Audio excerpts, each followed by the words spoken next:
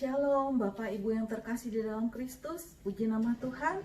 Sebelum kita masuk ke dalam renungan malam pada malam hari ini, mari kita satukan hati, kita berdoa. Allah Bapa yang bertata di dalam kerajaan surga, segala puji syukur hormat bagi kemuliaan nama-Mu yang kudus ya Bapa. Kami bersyukur berterima kasih untuk pemeliharaan-Mu sepanjang hari ini. Sebelum kami beristirahat, kami memohon pimpinan-Mu Tuhan melalui renungan malam pada malam hari ini. Kiranya Tuhan menolong kami supaya kami mengerti kebenaran yang akan Bapa sampaikan. Hamba-Mu yang akan menyampaikan juga kiranya tutup bungkus dengan kuasa darah-Mu yang kudus. Di dalam nama Tuhan Yesus kami berdoa dan mengucap syukur. Amin. Bapak Ibu yang terkasih dalam Kristus, renungan malam pada hari ini terambil dari Yohanes 1 ayat 15 sampai dengan 18. Demikian firman Tuhan. Yohanes memberi kesaksian tentang Dia dan berseru, katanya, inilah Dia yang kumaksudkan ketika aku berkata, kemudian daripadaku akan datang Dia yang telah mendahului aku, sebab Dia telah ada sebelum aku. Karena dari kepenuhannya kita semua telah menerima kasih karunia demi kasih karunia.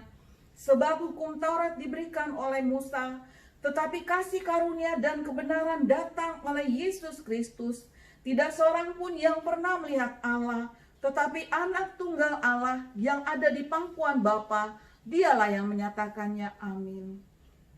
Renungan malam saya beri tema kasih karunia dan kebenaran datang oleh Yesus Kristus.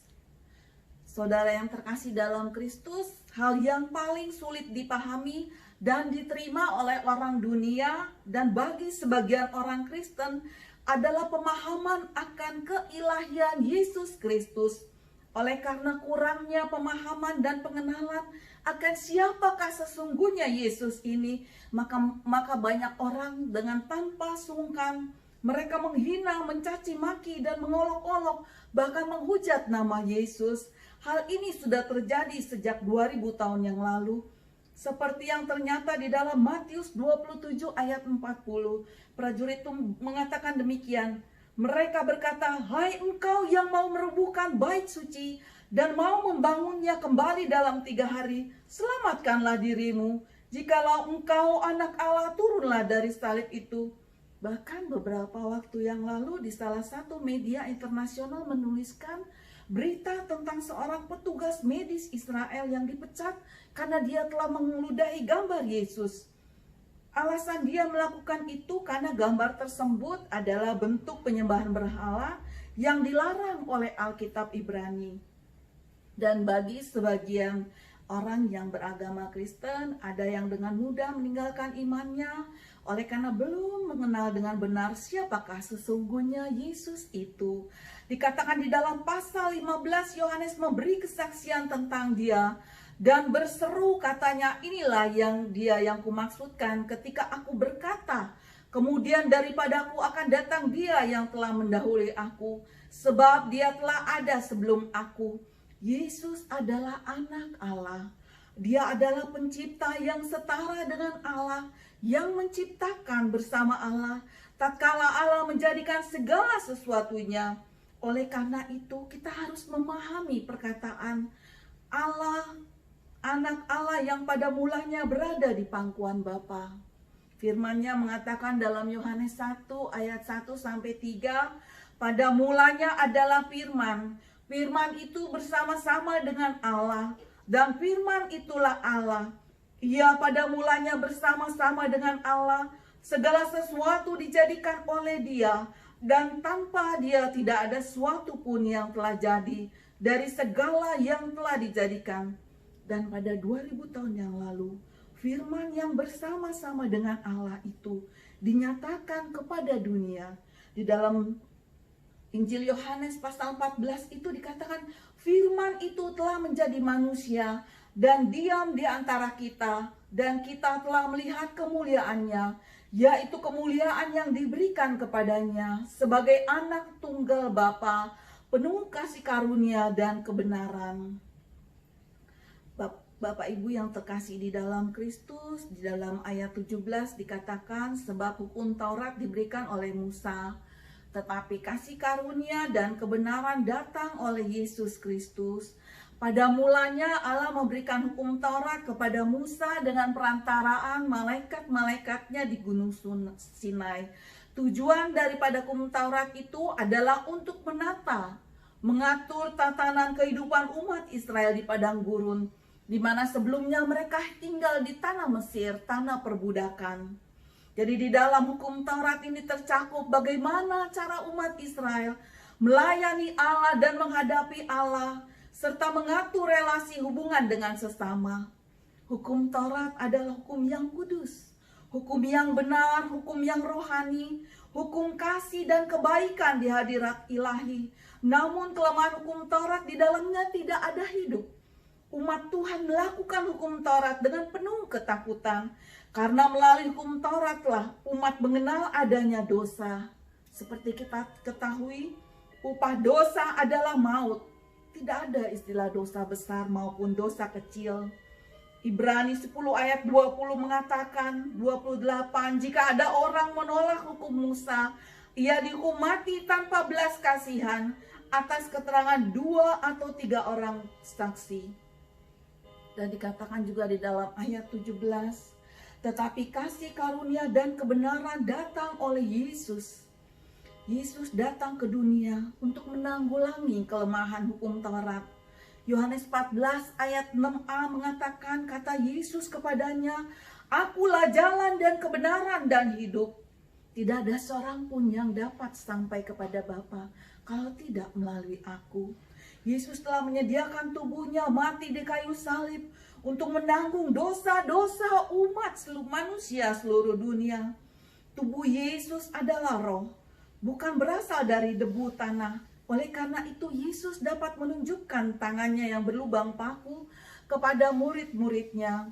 Dikatakan di dalam Yohanes 20 ayat 27 kepada Thomas, Yesus berkata, taruhlah jarimu di sini dan lihatlah tanganku, dan cucukkanlah ke dalam lambungku, dan janganlah engkau tidak percaya lagi, melainkan percayalah.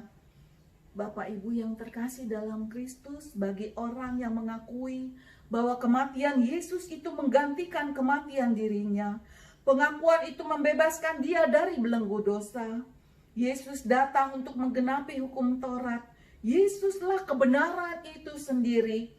Hukum Taurat menuntut kita untuk melakukan perbuatan-perbuatan baik, sebagaimana ternyata dalam 10 perintah Allah yang merupakan pondasi dari hukum Taurat. Dengan kematian Kristus di kayu salib, penghukuman dari hukum Taurat telah diselesaikan oleh Yesus. Itulah kebenaran. Oleh karena itu kebenaran menghendaki kita tidak hanya mendengarkan dengan telinga kita dan mempraktekannya, tetapi juga untuk menaklukkan diri kita dan memerintahnya dengan seksama, dan kemudian untuk berserah serta menaati kebenaran itu dengan segenap hati. Itulah bentuk dari pengakuan iman dan rasa syukur bagi kita yang telah menerima kasih karunia yang sedemikian besar yang kita terima dari Yesus. Dikatakan pula di dalam ayat 18, tidak seorang pun yang pernah melihat Allah, tetapi anak tunggal Allah yang ada di pangkuan Bapa, dialah yang menyatakannya. Di dalam kitab Yeremia 23 ayat 23-24 dikatakan Allah kita memenuhi langit dan bumi. Allah ada di mana-mana di seluruh dunia. Pada waktu yang bersamaan, kebesaran Allah sungguh melampaui akal budi manusia. Allah terlebih besar dari surga itu.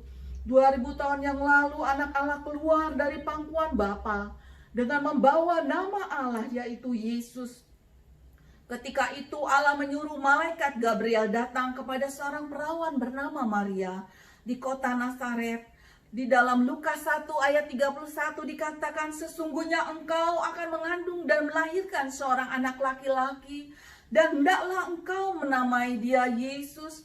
Melalui nama Yesuslah iman kita terpelihara hingga kelak kita bisa bersama-sama dengan Allah di surga. Inilah pengharapan sejati setiap orang percaya. Bapak Ibu yang dikasihi Tuhan, saat ini kita sudah memasuki minggu Advent yang ketiga. Marilah kita mempersiapkan diri dan hati kita. Kita menyambut hari Natal. Kita mengenang akan kelahiran Yesus 2000 tahun yang lalu di kandang domba. Dan hendaklah kita selalu mengingat janji kedatangan Tuhan Yesus yang kedua kali untuk menjemput kita di awan-awan. Bapak Ibu yang terkasih di dalam Kristus, janganlah tinggalkan nama Yesus. Meski Bapak Ibu, meskipun kita juga hanya memiliki iman sebesar biji sesawi, tetapi jangan sekali-sekali kita tinggalkan iman kita, nama Yesus itu. Sebagaimana dulu Yohanes Pembaptis memberikan kesaksian dan berseru tentang Yesus, itulah juga yang harus menjadi panggilan setiap umat yang percaya, yang telah dibebaskan dari belenggu dosa, untuk memberi kesaksian tentang sang terang itu, yaitu Yesus Kristus di tengah-tengah dunia ini. Itulah wujud cinta kasih kita kepada Tuhan dan kepada sesama. Amin. Tuhan Yesus memberkati firman-Nya. Mari kita satukan hati kita berdoa.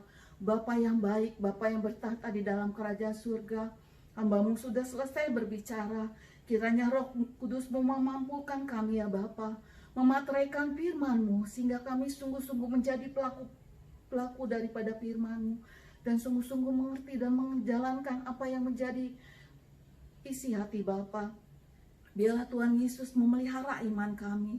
Berikanlah kekuatan kepada kami ya Bapa. Meski kami hanya memiliki iman sebesar biji sesawi, biarlah Tuhan meneguhkan kami supaya kami jangan sekali-sekali meninggalkan nama Yesus, karena hidup kami sungguh sangat terbatas. Terima kasih Bapa, ampuni segala dosa dan pelanggaran kami, sehingga kami senantiasa layak berdiri di hadapan-Mu. Di dalam nama Tuhan Yesus yang hidup, kami sudah berdoa dan mengucap syukur. Haleluya. Amin. Shalom. Selamat malam jemaat yang terkasih. Tuhan Yesus memberkati.